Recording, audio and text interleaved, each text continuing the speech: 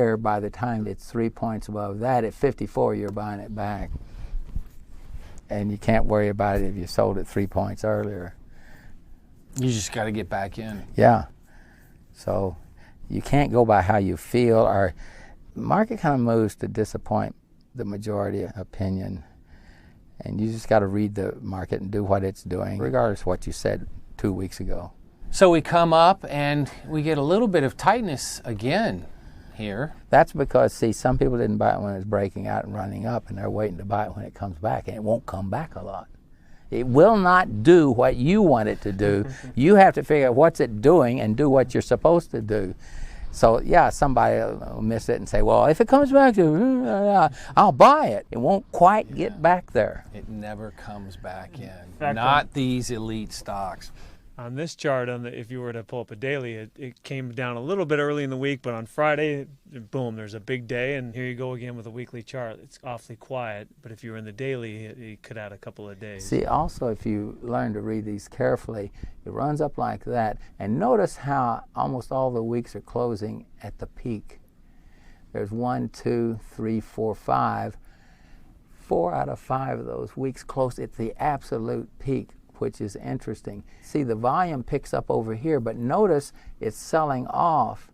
And the first week is down a certain amount. The second week is not really down much at all, maybe an eighth or a quarter of a point. And the volume's up. That's support. Heavy volume without further progress down. See, that's a tiny little detail. But you're selling off, and the first week the volume is very low. Now the second week the volume's huge, but the stock didn't really go down very much. That's heavy volume on the way down without further progress on the way down. So that's support. That's not negative. Yeah, you're highlighting, Dad. We went from 50 to 70, 70-ish, 71, and 1, 2, 3, 4, 5, 6, 7 weeks pretty much up. Well, 6 out of 7 up. And then these 2 weeks we pause. We really don't give any ground at all. That's what you're highlighting. And then what does it do? Oh, we start to base out.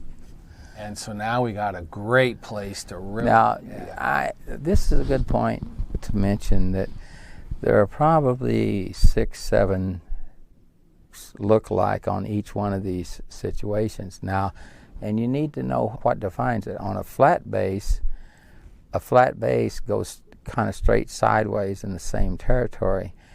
But you don't want a flat base that is 3 weeks or 4 weeks. You want it 5 weeks or more. Now, why do I say that? Because when we checked for years and years and years, the bases that worked that were flat bases had 5 weeks. So 3 isn't quite enough. Now, I'm sure there's an exception somewhere, but we're not playing exceptions. We're playing probabilities. And when you have 5 weeks building up tight, sideways, now you're beginning to, in other words, it's being accumulated over that long time period. And up and out. Look at the relative strength line. Again, now that one's confirming. See, when this broke out, it had 6 weeks in it. So you want 5 weeks or more in a flat base.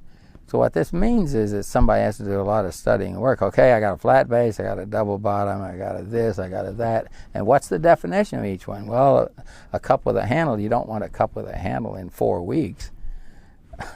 You know, you got to have 7 or 8 weeks in a cup with a handle. You got to have 5 weeks in a flat base.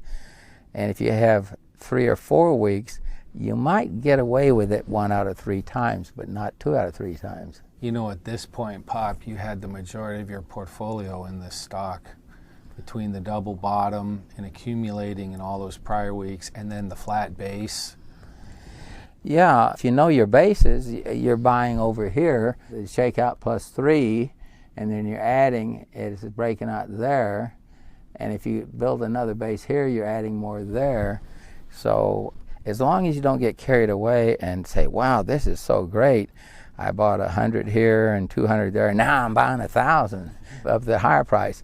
You start at a fair amount in the first 1 or 2 buys, and then you're buying less as you go along. So there are a lot of ways to make mistakes. Maybe you're trying to be more careful, so you only buy a little bit.